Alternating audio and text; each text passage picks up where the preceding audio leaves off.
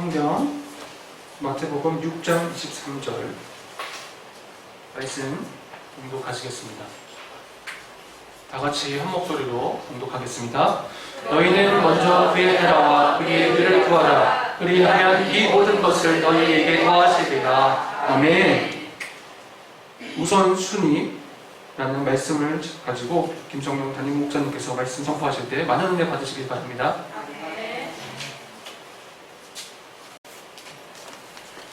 할렐루야, 반갑습니다. 네. 주 안에서 사랑합니다. 네.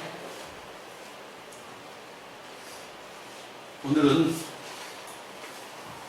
우선순위라고 하는 주제를 가지고 말씀을 함께 나누고자 합니다. 오늘 설교를 정하게 된 그 배경을 말씀드리고자 하면 이스라엘 백성이 아브라함과 이삭과 야곱을 하나님이 너무 사랑하셔서 큰 민족으로 번성케 하신 후에 애굽에서 출애굽하여 광야 생활을 거쳐 가나안 땅을 차지하고 성전을 짓고 멋지게 주변 나라들을 정복하고 다스리며 힘있게 살게 하셨는데, 하나님께서 거기까지는 하나님이 순수하게 인도해 주셨는데, 그 사랑만 받던 이스라엘 사람들이 성전 지어놨고 땅 차지했고 성전 지어놨고 살만하니까 하나님을 생각하기보다는 더 잘 살고 싶고 더 행복해지고 싶어서 우상을 찾게 되고 하나님을 멀리하게 되니까 하나님이 마음이 아프셔서 아주 매우 아파하시다가 이스라엘을 강한 나라 바벨론에 붙여서 이스라엘이 식민지 나라가 되게 만들어 버립니다.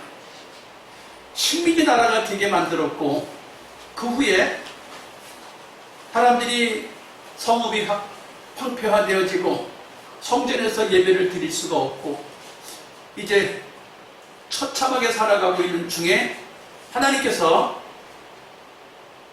70년 동안, 광야 생활 40년보다 더 힘든 70년 동안 식민지 백성을 살게 하셨다가 그 가운데서 하나님을 귀히 알고 말씀을 귀히 아는 사람들을 세워서 하나님 영광을 드러내게 하십니다. 그리고 나서 70년 후에 이스라엘 백성을 다시 예루살렘으로 돌아오게 하고 성전을 다시 짓게 하고 성벽을 다시 보수하게 해서 이스라엘이 온전하게 만들어 주신 그 사건을 통해서 보면서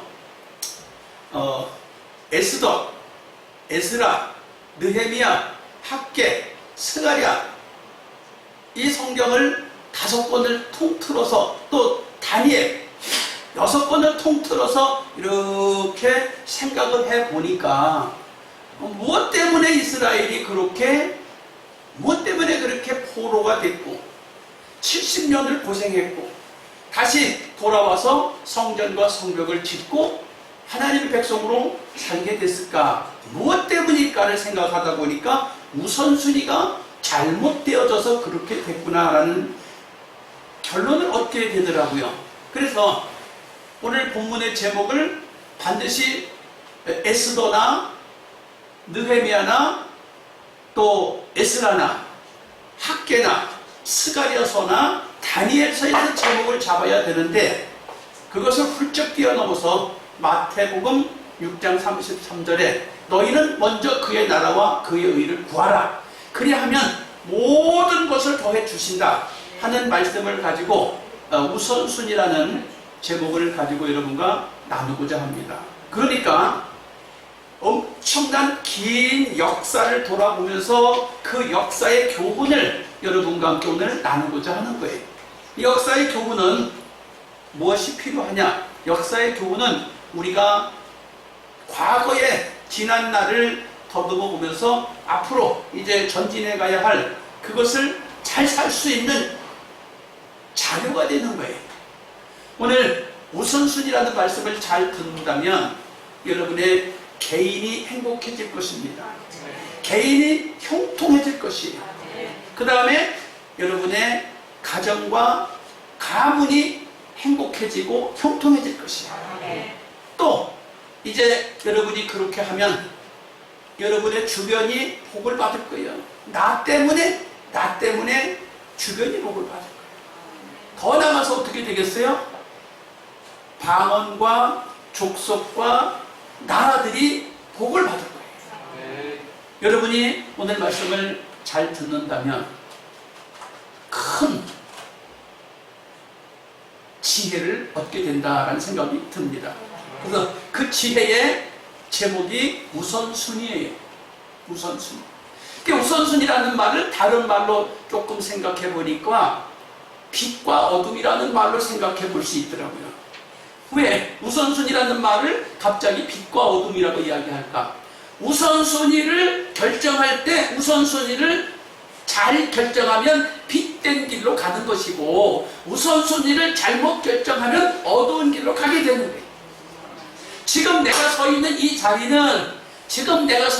자리는 그냥 평범한 오늘 한날 1시간이에요. 그러나 오늘 내가 서 있는 이 자리에서 우선순위를 잘 결정하면 빛된 길로 걸어가고, 내가 우선순위가 잘못된 생각을 하고 잘못 걸어가면 어둠의 길로 걸어가서 불행을 자초하게 되는 거예요. 그러니까 우선순위를 우리는 잘 정해야 되는데, 그 우선순위 첫 번째가 하나님을 제일 우선순위로 두어야 된다는 거예요. 하나님을 첫 번째로 둬야 된다. 이유가 뭐냐? 모든 것을 주셨다는 거예요. 창세기 1장 1절에 태초에는 천지를 창조하셨다. 하나님 천지를 창조하신 것이 목적이 뭐냐? 나와 여러분을 주시려고 천지를 창조하셨어요. 더 구체적으로 창세기 1장 29절 또한 30절에 보면 온 천지에 씨 맺는 나무들과 과일 나무들을 우리한테 식물로 준다. 두 번째 30절에 보니까 땅에 있는 모든 짐승과 생물과 곤충과 채소들을 너희에게 식물로 준다. 주시는 거예요. 주신다는 거예요. 천지를 창조하셔서 우리에게 줬고, 모든 나무들의 과일들을 다 우리에게 주셨고, 모든 식물과 동물과 생물과 식물, 푸른 것들을 우리에게 주셨다는 거예요. 목적이 우리 주려고 지으셨다는 거예요. 그러니까 우리에게 너무너무 많은 것을 주신 그분 앞에 우리는 0순위로 두어야 돼요. 1순위로 두어야 돼요. 우리가 흔히 그러지요. 부모가 나이가 들어서 돌아가실 때가 되면 자식들이 부모가 언제 돌아가시나 하고 돌아가실 날을 기다리는데, 왜 돌아가실 날을 기다리냐? 유산이 나한테 얼마나 돌아올 것인가 생각하느냐고 돌아가실 것만 기다린대.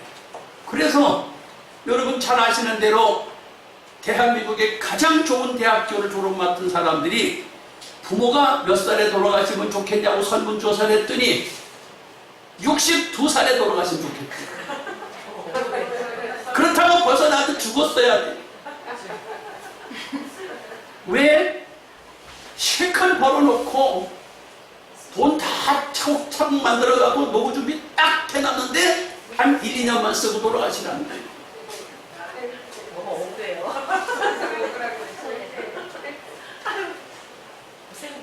이유가 뭐예요? 받으려고. 부모에게 받으려고. 근데 하나님 우리한테 다 주셨어. 다 주셨는데 얼마나 많이 주셨냐고요. 그래 그분을 우리 1순위로 두라는 거예요. 네. 또한 마태복음 22장 37절에 보니까 예수님께서 말씀하셨어요. 너희는 마음을 다하고 성품을 다하고 뜻을 다하여 너희 하나님을 사랑하라. 네. 마음을 다하고 성품을 다하고 뜻을 다해서 하나님을 제일 사랑하는 제일 사랑하는. 학개 선지자가 권면을 합니다. 학개서 1장 2절에 만군의 여호와가 말하여 이르노라 이 백성이 말하기를 여호와의 전을 건축할 시기가 이르지 아니하였다 하느니라. 고레스 왕과 다리오 왕이 성전 건축하라 하고 70년 만에 포로가 된 후에 70년 만에 놓아주는 이유가 가서 성전 지으라고 놔줬어요. 놔줬는데 성전 지을 생각은 안 하고 아직 성전 지을 때가 안 됐습니다 라고 말을 합니다. 그런데 학계 선지자가 야단을 치십니다. 학계 선지자가 몇 살이냐? 80세예요. 80세. 80세가 되신 학계 선지자가 이렇게 말씀하십니다. 너희는 산에 올라가서 나무를 가져다가 전을 건축하라. 그리하면 내가 그로 인하여 기뻐하고 또 영광을 얻으리라. 나 여호와가 말하였느니라. 산에 올라가서 나무를 갖다가 건축하라는 거예요. 이것은 무슨 소리냐? 여러분이 삶의 터전에서 열심히 수고하고 땀 흘려서 얻은 걸 가지고 하나님의 영광을 드러내라는 거예요. 교회 건물 짓는 것만 가지고 하나님 사랑하는 거 아니에요. 여러분, 건물 짓는 것만 갖고 하나님 사랑한다고 생각하면 크게 잘못된 일입니다. 솔로몬이 성전 짓고서 타락했어요. 여러분, 성전만 짓는다고 다 되는 게 아니라 내가 중심을 다하여 정말로 열심히 수고하고 땀 흘려서 버는 걸 가지고 하나님을 어떻게 영화롭게 할까를 우리는 마음 쓰고 생각을 써야 합니다. 할렐루야. 두 번째, 우선순위에서 두 번째가 누구냐? 첫째가 하나님이요, 두 번째는 나야. 두 번째는 나입니다. 어떻게? 신명기 6장 5절에 너는 마음을 다하고 성품을 다하여 힘을 다하여 내 하나님 여호와를 사랑하라. 사도행전 16장 31절에 가로되 주 예수를 믿으라. 그리하면 너와 네 집이 구원을 얻으리라. 하나님을 사랑한 것 다음에 나를 사랑하라는 거예요. 이렇게 나를 사랑하는데 어떻게 사랑하느냐? 마음을 다하고 성품을 다하고 뜻을 다하여 하나님을 사랑하는데, 그렇게 사랑하고 난 다음에 나를 하나님 앞에 믿는 데다가 나를 이 순위에다 두라는 거예요. 근데 대부분 너무너무 많은 사람들이 이스라엘 백성이 그렇게 70년 동안 종살이를 하게 되고 고레스 왕과 다리오 왕이 성전 건축하라고 보냈는데도 성전을 짓지 않고 질질 끌고 있었던 이유는 하나님의 집은 허물어져 있는데 자기들의 집은 백향목집으로 탄탄하게 견고하게 지어놓고 있다는 거예요. 그래서 학교 선지자가 너희가 아직도 성전을 건축할 때가 이르지 않았다고 하는데 그 결과가 무엇이냐? 농산물을 수확하려고 가서 보면 곡식을 20석을 얻으려고 가서 보면 수확해보면 10석밖에 얻지 못했다. 수확을 50석을 하려고 가서 보면 수확이 20석밖에 안 되더라. 아니, 내 계산하고 너무너무 차이가 나게 수확이 없다는 거예요. 왜 이렇게 수확이 안 되느냐? 하나님 앞에 뒷전으로 밀어놓고 나부터 생각했다는 거예요. 여러분, 우선순위를 하나님을 사랑하는데 둘 수 있기를 축복합니다. 근데 많은 사람들이 자기를 우선순위를 두는 거예요. 자기를, 나를 우선순위를 두는 거예요. 여러분, 자신을 사랑하지 말라는 것이 아니라 하나님을 사랑하고 그 다음에 자기를 사랑하라는 거예요. 사랑하는데 얼마나 자기를 사랑해요? 자기 몸 안 사랑하는 사람이 몇 사람이나 있어요? 자기 몸 안 사랑하는 사람이 몇이나 있냐고요. 자기 몸 사랑해요? 다 사랑해요. 그런데 다음이라고 하는 사실을 자꾸 잊어먹고 하나님보다 자기를 앞세우는 거예요. 뭐라고? 죄송해요, 죄송해요. 정말 잔치에 갈 수 없어. 장가 가야 하고 소도 사야 하고 논과 밭에 나가서 할 일은 많아. 내어이 하리 죄송해요. 하나님 죄송해요 그러면서 자꾸 나 장가도 가야 돼. 하나님, 나 돈도 사고요, 나 밭도 사고요, 나 정말 해야 될 일이 많아요. 밭에 나가서 돌아볼 일이 많아요. 또 창고를 지었는데 창고에 열쇠가, 지금 자물통이 3개입니다. 열쇠가 3개입니다. 그 창고를 돌아보러 가야 합니다. 그리고서 주님을 쳐다보지 않는 거예요. 그래서 이스라엘이 가나안 땅을 차지하고 성전을 짓고 주변 국가를 다스리고 살다가 나라가 망하는 거예요. 성전을 지으라고 보냈는데 모든 걸 다 줘서 보냈는데 15년이나 짓지 않고 방치하고 있어요. 여러분, 하나님 사랑하시는 것을 1순위로 두고 자기 사랑하는 걸 2순위로 두어야 한다는 사실을 명심하시길 주님의 이름으로 축복합니다. 세 번째, 가족은 세 번째. 가족은 세 번째. 이게 무슨 소리냐? 처와 자식은 세 번째라 이거예요. 남편도 세 번째, 자식도 세 번째, 손자, 손녀도 세 번째. 가족은 세 번째. 어떻게? 그럼 세 번째라고 하니 등한히 여기라는 말이냐? 절대로 등한히 여기라는 말이야. 하나님 사랑 그리고 자기 사랑, 세 번째 가족 사랑인데, 가족 사랑을 어떻게 하느냐? 신명기 6장 7절에 보니까 내 자녀에게 부지런히 가르치며 집에 앉았을 때이든지 길에 행할 때이든지 누웠을 때이든지 일어날 때이든지 이 말씀을 강론할 것이며, 가족들을 부지런히 가르치며. 가족을 사랑하는데 여러분 어떻게 사랑하십니까? 여러분의 가족을 사랑하는데 어떻게 가르쳐요?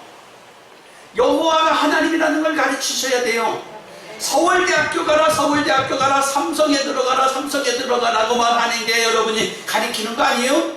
좋은 회사 취직해라, 월급 많이 받아라, 좋은 대학교 들어가라, 좋은 점수 받아라, 좋은 고등학교 들어가라, 전부 좋은 것만 찾아서 가자고 하는데, 여러분 앉으나 서나 자식을 향해서 좋은 학교, 좋은 공부, 좋은 것만 자꾸 얘기를 하는데, 앉으나 서나 여호와가 하나님이라는 걸 가르치래요. 가족을 사랑하는데 세 번째라는 거예요. 세 번째인데 앉으나 서나 누우나 먹으나 길에 행하나 하나님이, 여호와가 하나님이라는 걸 가르치라는 거예요. 좋은 회사 들어가라, 좋은 학교 들어가라, 이거를 강조하는 게 아니라 여호와가 하나님이라는 걸 가르치기를 힘쓰라는 거예요. 할렐루야. 네. 그런데 그게 그렇게 되나요? 고등학교 2학년 3학년만 되면 아직 교회를 안 가려고 그래요. 안 가도 되는 줄 알아. 청년이 되면 교회를 안 나가도 되는 줄 알고, 장가를 가고 시집을 가고 교회를 안 가도 되는 줄 알아. 왜? 나한테 좋은 대학교가 눈앞에 있고, 나에게 좋은 직장이 눈앞에 있고, 나에게 좋은 가정이 눈앞에 있고, 나에게 처자식이 눈앞에 있기 때문에 교회 가는 건 나중이야 라고 자꾸 미루게 되는 거예요. 그럼 어떻게 하나님이 기뻐하실까요? 아니라는 거예요.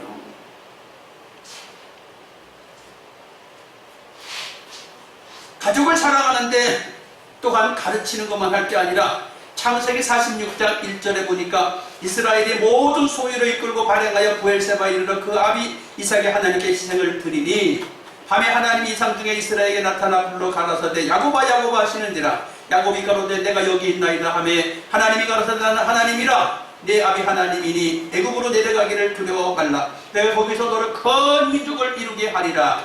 네, 야곱이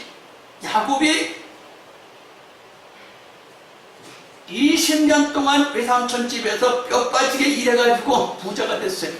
그리고 자식을 13명을 낳았어요. 참 행복하게 살았어요. 그런데 130살이 됐어요. 오래 살았어. 130살이 됐는데 갑자기 흉년이 들어서 먹을 게 없어. 흉년이 너무너무 들어서 먹을 게 없어. 그래서 70명의 식구를 먹여 살릴 방법이 없어요. 하나님이 흉년 들게 했는데 먹여 살릴 방법이 없는데, 그래서 곡식을 사러 애굽 나라로 갑니다. 오늘날로 말하면 수입을 하러 애굽으로 가는데, 한 번, 두 번 살아갔다가 그만 올무에 걸렸어요. 무슨 올무? 그 아들 요셉이 올무를 놓아가지고 그 아버지를 잡아오라는 거예요. 아버지를 잡아오라는 거예요. 근데 아버지 잡아오라는데 그 아버지 어떻게 잡아와? 훌륭한 잘생긴 말에다가 꽃가마에다가 먹을 양식과 함께 좋은 병사들을 보내서 모셔오라는 거예요. 그렇잖아. 아들이 큰 나라의 총리가 됐다고 하고 자기를 모시러 왔는데 얼씨구나 좋다 하고 박수 치며 가야 할 거 아니에요? 우리는 너무너무 자기를 사랑하고 가족을 사랑하기 때문에 옳거니 먹고 살 길이 생겼으니까 춤추며 가야 하는데, 야곱은 그렇지가 않은 거예요. 뭐라고요? 가기 싫어서 하나님 앞에 번제를 드리고 있어요. 가기 싫어서. 아니, 나 안 가고 싶어요. 왜 안 가고 싶어? 먹을 양식이 없어서 지금 수입해다가 밥을 먹고 사는데, 오라는 거예요. 그런데 안 가겠다는 거예요. 한번 좀 잘 생각해 보세요.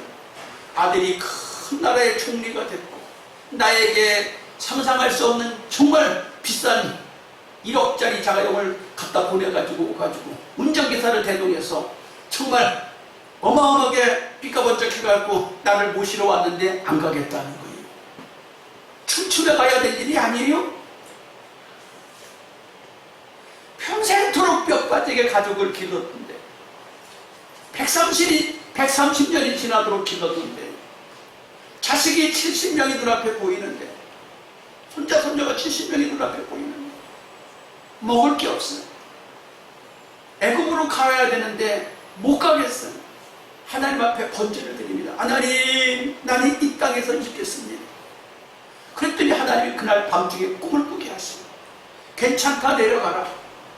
내가 다시 너를 불러올리겠다. 그 소리 듣고 야곱이 떠나갑니다. 여러분, 야곱이 처음에는 먹고 살기 위해서 수단과 방법을 안 가렸습니다. 근데 이제는 먹고 살기 위해서 수단 방법이 아니에요.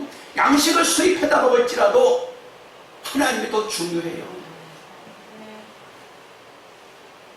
욥기서를 보겠습니다. 욥기서 1장 1절에 우스 땅에 욥이라 이름하는 사람이 있었는데 그 사람은 순전하고 정직하여 하나님을 경외하며 악에서 떠난 자더라. 그 잔칫날이 지나면 욥이 그들을 불러다가 성결케 하되 아침에 일어나서 그들의 명수대로 번제를 드렸으니 이는 욥이 말하기를 혹시 내 아들들이 죄를 범하여 마음으로 하나님을 배반하였을까 합니다. 욥의 행사가 항상 이러하였더라. 욥이 동방의 최고의 부자라고 그랬습니다. 최고의 부자가 아들들을 여러 명을 뒀어요. 여러 명의 아들들을 뒀는데 이들이 생일날이면 잔치를 하는데 혹시 죄를 졌을까봐, 부지 중에 하나님을 향하여 범죄했을까봐 아들의 이름 숫자대로 번제를 드렸다. 그의 신앙생활이 빈틈이 없었다. 근데 그에게 여러분 알다시피 상상할 수 없는 날벼락 같은 일이 생겨서 가정이 싹 망하잖아요. 재산이 다 망하잖아요. 그럼에도 불구하고 하나님을 견고히 붙잡은 그는 마침내 다시 자녀가 10명이요 평상시에 얻었던 모든 재물에 갑절을 얻어서 동방의 최고의 부자의 자리를 여전히 누릴 수 있었다는 것이죠. 여러분, 가족 사랑하시길 바랍니다. 가족 사랑하는데 어떻게 가족 사랑하라고요? 사랑한다는 걸 맛있는 거 사줄게, 맛있는 거 먹어라 하는 것만 사랑하는 게 아니라 하나님 앞에 단을 쌓으라는 거예요. 야곱은 자식들을 향하여 초호화로 모셔가겠다고 하는데도 안 가겠다는 거예요. 욥은 최고의 부자인데도 자식들의 이름대로 단을 쌓는다는 거예요. 자식을 사랑하는 게 뭐예요? 하나님 앞에 이름 석자를 놓고 중보기도 하는 거예요. 이거 우습게 생각하지 마세요. 자식의 이름 석자를 놓고 기도하는 걸 우습게 생각하지 말아요. 여러분 다 아실 거예요. 우리 손동현 집사님, 그 어머니의 신앙이 너무너무 귀해서 감동을 받고 있었는데 내가 그 아들이 결혼을 하고 손자를 보게 됐어요. 여러분, 이유가 뭘까요? 30년 동안 떨어져 있어서 교제도 없던 그 사람에게 왜 하나님은 나에게 꿈을 꾸게 하시고 그를 챙기게 하실까요? 하나님이 하시는 일은 여러분, 하나님 앞에 자녀들의 이름을, 가족들의 이름 석자를 하나님 앞에 놓고 단을 쌓는 이 야곱의 행위, 욥의 행위를 본받으셔야 돼요. 또 나옵니다. 창세기 50장 19절에 보니까 요셉이 그들에게 이르되 두려워 마소서, 내가 하나님을 대신하리이까 당신들은 나를 해하려 하였으나 하나님은 그것을 손으로 바꾸사 오늘과 같이 만민의 생명을 구하게 하시려 하셨나니 당신들은 두려워 마소서, 내가 당신들과 당신들의 자녀를 기르리이다 하고 그들을 간곡한 말로 위로하였더라. 가족을 사랑한다는 것, 자녀를 사랑한다는 것, 여러분, 삼순이라고 그랬죠? 하나님, 그리고 나. 그 다음에 가족은 삼순이라고 그랬어요. 삼순이라고 해도 책임을 져주겠다는 식으로 살아가는 게 이게 우리의 모습이에요. 우리 모습이에요. 가족을 사랑하겠다는 게 책임을 지겠다는 마음이 여러분 있어야 돼요. 가족을 사랑한다는 게 내가 책임지겠다. 우리 교회 연세 드신 분들 이렇게 보면 가족을 책임지겠다는 그 마음이 얼마나 절절한지 읽어줘요, 읽어줘. 우리 박봉딩 권사님 손자 손녀를 사랑해서 내가 죽기 전에 집을 사줘야지. 뭘 해서 집을 사줘? 뭘 해서? 돈을 콩콩 버는 것도 아닌데 뭘 해서 집을 사줘? 엄마 아버지가 없으니까 자식을 손자 손녀를 생각해서 책임지고 해줘야 되겠다. 마침내 이루셨어. 그 집을 사드리고 나서 마음이 탁 풀어져갖고 병이 나셨어요. 그런데 다시 이제 회복되셨어요. 건강하셔가지고 손자 손녀 증손자 증손녀 볼 수 있기 바랍니다. 우리 성도님들 그런 분들이 많아. 돌보는 거예요. 돌보는 거예요. 사랑한다는 게. 세 번째라고 해서 뭐 에이 나 몰라가 아니에요. 세 번째라고 해서 뒷전으로 밀어버리는 게 아니다. 그냥. 또 룻기서 1장 16절에 룻이 가로되 나로 어머니를 떠나며 어머니를 따르지 말고 돌아가라. 강건하지 마옵소서. 어머니께서 가시는 곳에 나도 가고 어머니께서 유숙하시는 곳에 나도 유숙하겠나이다. 어머니의 백성이 나의 백성이 되고 어머니 하나님 나의 하나님이 되시리니 어머니께서 죽으시는 곳에서 나도 죽어보기 장사될 것이라. 만일 내가 죽는 일 외에 어머니가 떠나면 어머니께서 내게 벌을 내리시고 더 내리시기를 원하네. 가족이라는 것은 부모가 자식을 사랑하는 것만 있는 게 아니고 자식이 부모를 사랑하는 것도 있어요. 자식이 부모를 사랑하는 것도 있어요. 부모도 자식을 사랑해 줘야 하지만 자식도 부모를 사랑해야 하는 거예요. 그럼 어떻게 돼요? 사랑하는데 더 이상 사랑할 값어치가 없는 시어머니를 사랑해야겠다는 거예요. 참 아름다워요. 사랑할 값어치가 없어요. 인간적으로 보면 남편도 없이 시아버지도 없이 자식도 없이 다른 데로 시집가야 할 팔자예요. 인간적으로 생각해보면 다른 데로 시집갈 팔자라고. 그런데 전혀 그런 의지가 눈꽃만큼도 보이지 않아요. 나에게 어머니에게서 떠나라고 하지 마십시오. 강권하지 마십시오. 죽으시는 데까지 가겠습니다. 나를 더 이상 뛰어놀라고 하지 마세요. 그런데 하나님이 그 아름다운 돌봄을 보시고 그냥 두시나요? 상상할 수 없는 좋은 신랑을 예비해 주셨고 상상할 수도 없는 좋은 자식을 예비해 주셔서 행복한 삶을 하나님 주시는 걸 봅니다. 이게 뭐예요? 가족을 사랑한다는 거 보호하는 거예요. 가족을 사랑한다는 거 가르치는 거예요. 가족을 사랑한다는 거 안전을 책임져 주는. 세 번째라고 해서 뭐 저 멀리 떠나버리라는 게 아니에요. 순서가 그렇다는 걸 순서가. 할렐루야.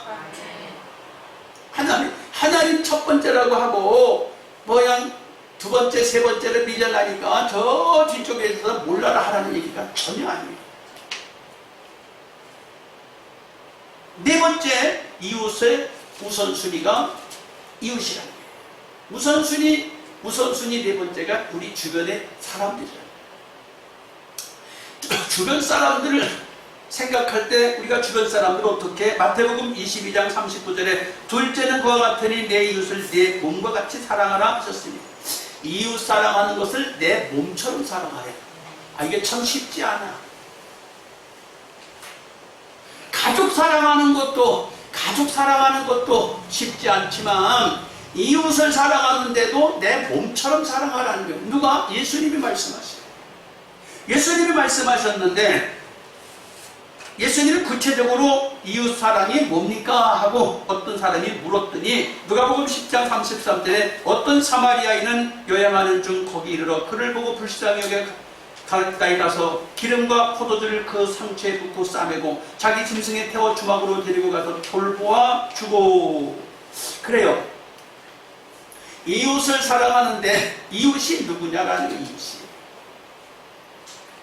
우연히 우리 주변에 오다 가다 만나는 사람들이 내가 전혀 관계하지 않던 사람들이라도 강도를 만나서 쓰러져 있다면 그를 불쌍히 여겨서 돌봐줄 수 있는 것, 이게 이웃이라는 거예요. 우리가 그렇게 해야 된다는 거예요. 지난 주간에 잘 아시는 대로 국가 부도가 난 아프가니스탄, 국가가 망한 아프가니스탄 여러분 아시기요? 대한민국으로 400명 가까운 아프가니스탄 사람들이 비행기 타고 한국으로 왔어요. 우리가 그들을 받아줘야 하느냐 말아야 하느냐, 말도 많고 탈도 많아요.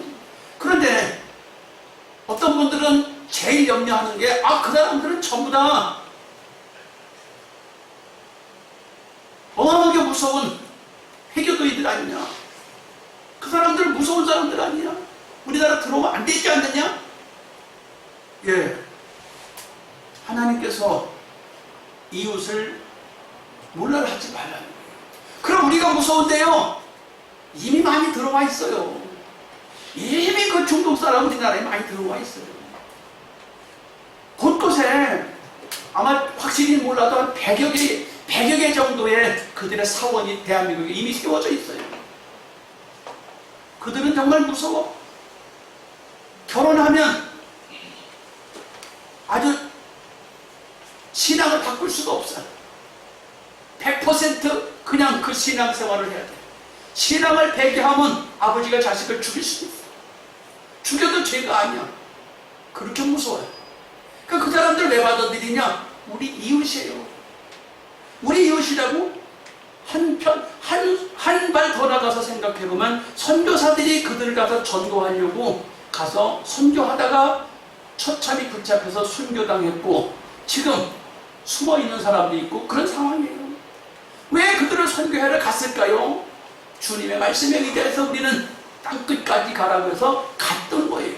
그러면 그들을 우리가 못 본 척 해야 되나요? 못 본 척 할 수 없습니다.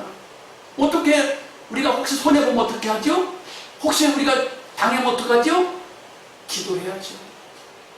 할렐루야. 기도해야죠. 하나님이 책임져 주십니다. 여러분, 2단 3단이 아무리 무서워도, 이 교가 아무리 무서워도 성경에서 뭐라고 말씀합니까? 내가 한다, 내가 한다. 아까도 이야기했어요. 어디서?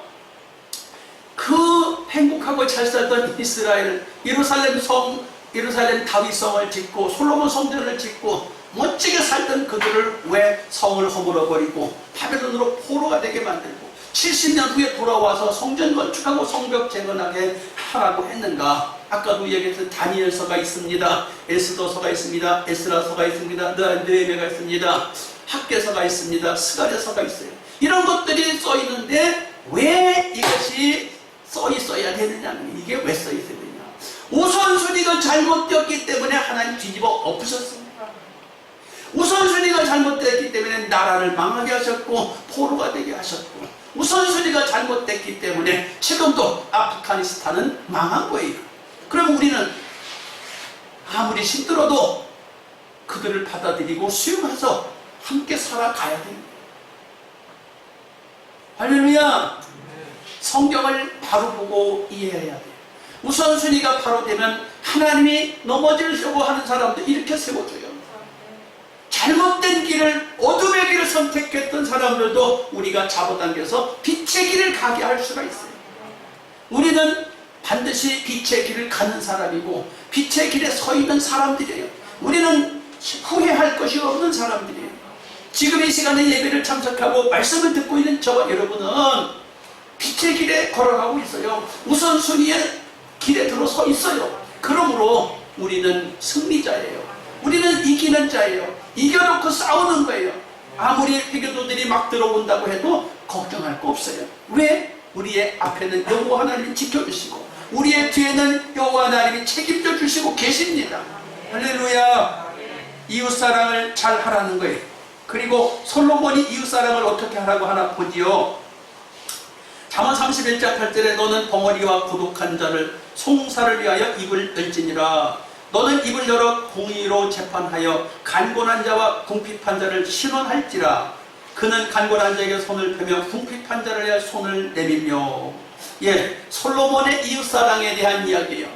우리 주변에 간곤한 자, 불쌍한 자, 이런 사람들, 고아와 벙어리 된 사람들을 신원하라는 거예요. 이웃사랑 하라는 거예요. 우리 중에 이렇게 어려운 일을 안 당하는 사람이 아무도 없어요. 가정마다 어려움 당하는 사람이 다 있어요. 저 가정은 괜찮겠지? 아니요. 대통령 가정에도 속 터질 일이 있고 장관 가정에도 어려운 일이 있어요. 농촌의 한 농부의 가정에도 힘든 일이 있고 평범한 도시 서민의 가정에도 힘든 일이 있어요. 우리가 그리스도인입니다. 이웃 사랑하기를 힘쓰시길 주님의 이름으로 축복합니다. 다섯 번째, 우리가 우선순위를 둬야 될 다섯 번째가 뭐냐? 이게 성경적으로 우리가 살면 행복해요. 오늘 다섯 번째, 방언과 족속과 민족과 국가와 나라들을 생각하라. 방언과 족속과 민족과 국가와 나라를 생각하라 그랬어요. 자, 방언이라는 말은, 방언은 말이 다른 거예요. 말이 달라요. 말이 다른 사람은 안 통하잖아요. 외국 사람하고 인사를 손짓발짓으로 해도 몇 마디밖에 못 하잖아. 외국어 몇 마디 외워가지고 해도 몇 번 안녕하세요, 감사합니다, 고맙습니다 몇 마디 배워서 할 수 있을지는 몰라도 이 말이 다른 사람과 통화가 되질 않아. 근데 말이 다른 사람에게도 사랑하래요. 할렐루야. 그 다음에 족속이 달라도 사랑하래. 에서 족속, 야곱 족속, 가나안 족속, 또 가나안의 7족속, 유럽에 있는 사람들, 아시아에 있는 사람들, 남미에 있는 사람들, 북유럽에 있는 사람들, 족속이 다르고 나라가 다르고 말이 다르고 그럴지라도 국가가 다를지라도 사랑하라는 거예요. 근데 그것은 후순이라는 거예요. 후순위. 몇 순위? 다섯 번째 순서예요. 하나님 첫 번째, 그 다음에 나 두 번째, 가족 세 번째, 이웃사랑 네 번째. 그리고 말이 다르고 언어가 다르고 문화가 다른 그 사람들은 마지막인데, 우리가 몇 년 전부터 학교를 짓고 선교를 하고 있는 미얀마의 나라, 미얀마 나라에 내가 말이 통합니까? 미얀마 나라에 내가 아는 사람이 있습니까? 미얀마 나라에 내가 피가 섞인 사람이 있습니까? 그런데 그들에게 매달 선교비가 가고 있어요. 왜 거기에다 돈을 쏟아붓습니까? 내가 여기서 잘하는 사람하고 짝짝꿍 하면서 밥 먹고 행복하게 지내면 될 걸 왜 말도 안 통하는 사람들에게 돈을 보내고 그들이 잘 되기를 바라느냐? 하나님의 뜻이 우선순위가 바로 되면 내가 살아요. 우선순위가 바로 되면 가족이 살아요. 우선순위가 바로 되면 이웃이 행복해져요. 우선순위가 잘 되면 이웃 나라들과 화목하게 되고 복된 나라가 되는 거예요. 대한민국이 선진국에 들어선 2021년, 여러분 말도 많고 칼도 많아도 지도자들이 정치를 잘하네 못하네, 사업하는 분들이 장사를 잘하네 못하네 해도 대한민국이 선진국에 들었어요. 선진국에 들었는데 이유가 뭐냐? 하나님을 잘 섬기기 때문이에요. 더 잘 섬기기 주님의 이름으로 축복합니다. 할렐루야. 이 시간에 하나님 나 우선순위로 살겠습니다. 주여 삼창하고 기도합니다. 주여, 주여, 주여. 할렐루야. 살아계신 아버지 하나님 감사와 찬송을 드립니다.